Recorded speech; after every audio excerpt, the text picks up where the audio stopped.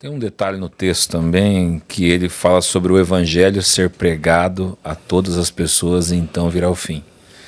Tem esse detalhe no texto também. Não é bem todas as pessoas. Ele fala assim, o 24:14, e esse evangelho do reino será pregado em todas as gentes ou nações. Peraí, eu vou olhar aqui no texto para não correr o risco de citar uma coisa que não está no texto bíblico. Pode falar aí para sua esposa que chegou aqui, viu, pastor? Oh, peraí. Ela tomou. Bem-vinda, querida. E será pregado esse evangelho do reino por todo o mundo para testemunho de todas as nações. Porque se a gente pensar que tem que ser pregado para todos os seres humanos no individual, aí até ia correr o risco de cair em descrédito. Isso aqui, mas o cara que é surdo, e o cara que não tem cognição, e o cara que morreu sem ouvir, e os povos não alcançados, e tal. Então, e aí a gente vai entrar na questão de justiça e injustiça e tal. Mas o texto diz que esse evangelho seria pregado em todas as nações e então virá o fim. Então, esse também é um outro sinal. Hoje nós temos nações que são alcançadas, a internet, né, veio para...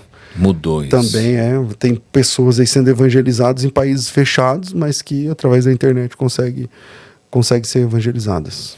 Pastor, sempre quando acontece algo em Israel, todos nós olhamos para lá, com os nossos olhos para lá, para ver se a gente vê algum resquício de alguma coisa de final dos tempos. Podemos olhar Israel como o relógio de Deus na escatologia? Cara, embora eu não seja dispensacionalista, né, eu acho que sim, Israel tem um papel importante, porque Jerusalém é mencionada, né, tanto em Daniel quanto em Apocalipse, e parece ser ali um palco onde muitos eventos escatológicos hão de acontecer. Então, nesse sentido, eu acredito que quando acontece alguma coisa muito importante, uma guerra nova, agora a gente está gravando esse conteúdo num momento onde Israel assina o acordo de paz com o Hamas, e parece que agora a gente tem pelo menos 6 meses de trégua pela frente. Já assinou, eu não vi a notícia. Então, assim, estava no processo. O Hamas aceitou porque ele é intermediado por 2 outros países, o Hamas aceitou, mas o Hamas faz algumas exigências para Israel, que aí faltava Israel saber se ia... O Hamas aceita liberar os reféns e pede para que Israel libere alguns prisioneiros que são terroristas. E aí eu não sei... Realmente eu não sei se o primeiro-ministro concordaria ou vai concordar, mas eu acho que está 90% resolvido que vai ser assinado. Gravando agora dia 16, vai ao ar na próxima terça, já na sequência. Nós estamos a 4 dias do Trump assumir o governo também nos Estados Unidos. Então, eu acho que a eleição do Trump foi primordial para que Israel conseguisse esse êxito, porque o Hamas, eu conheço bem Israel, é bem complexa essa guerra, não é uma coisa tão simples. A gente está aqui sempre no Brasil, não consegue ver a complexidade do todo. Então o povo palestino é um povo sofrido, é muito difícil.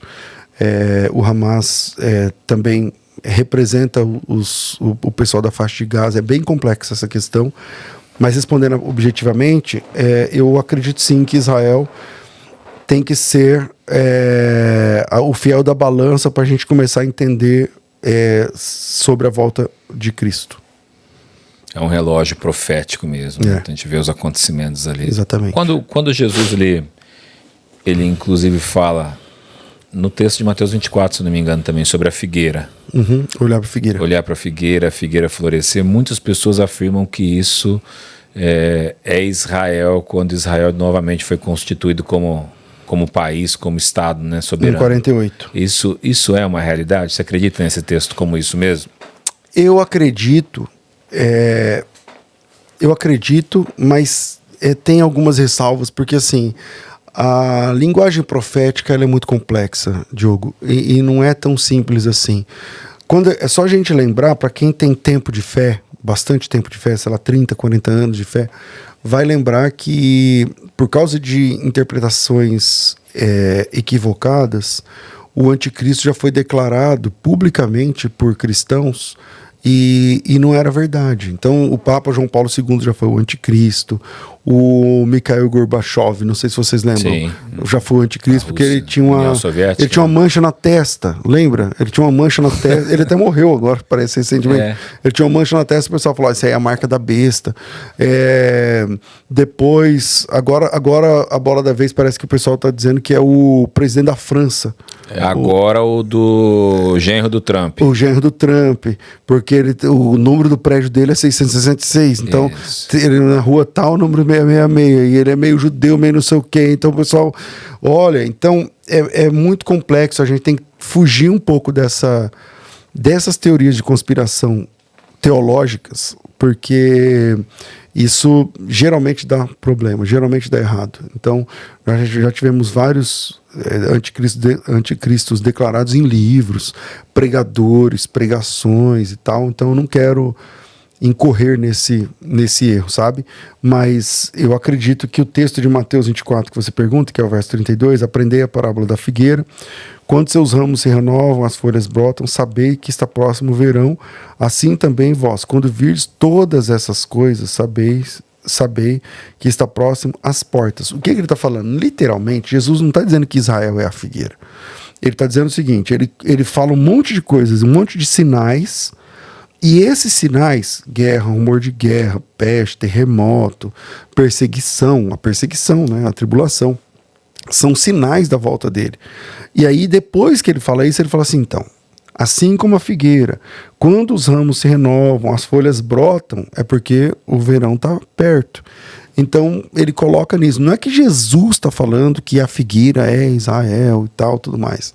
Mas eu acredito que Israel tem um papel importante, mas eu não consigo transformar esse texto da figueira e aí, a partir dele, começar apontar que o Emmanuel Macron é o anticristo ou o genro do Trump e tal. Não, eu não tenho esse...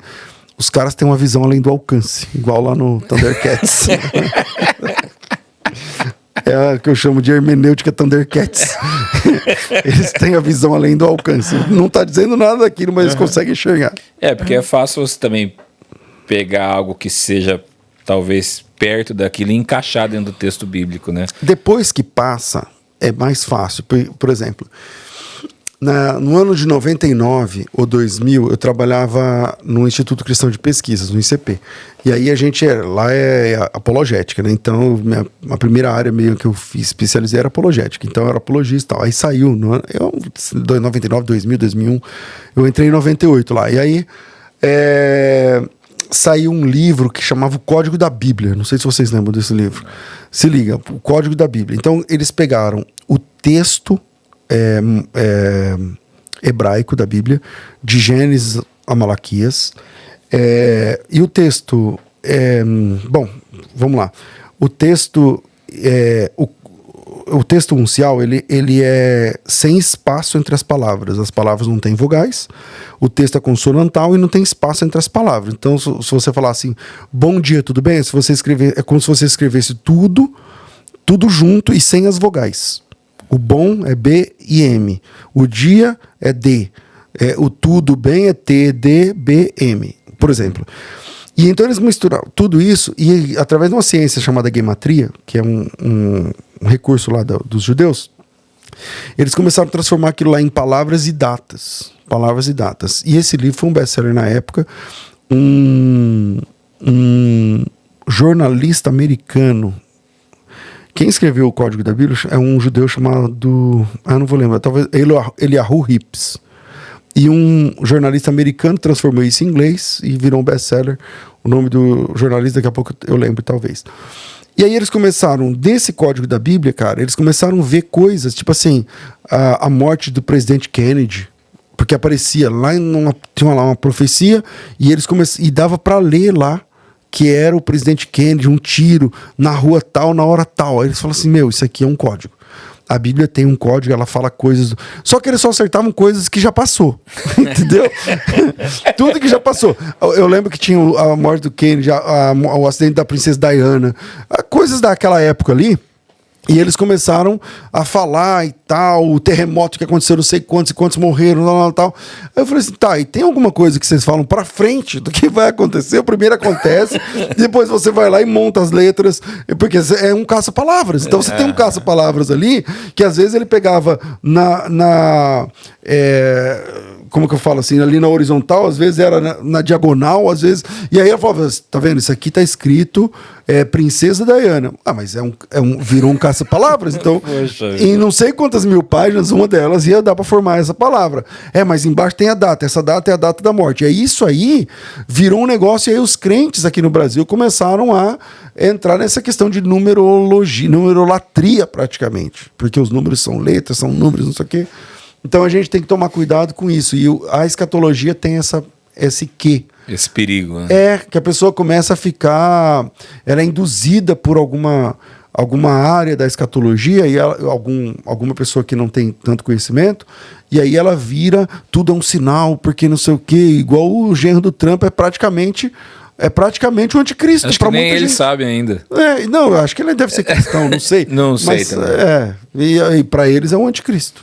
E pegando o que você está falando, pastor, desse livro aí que foi best-seller, a pessoa pegando... Vai ler a Bíblia? Não, vou procurar alguma coisa.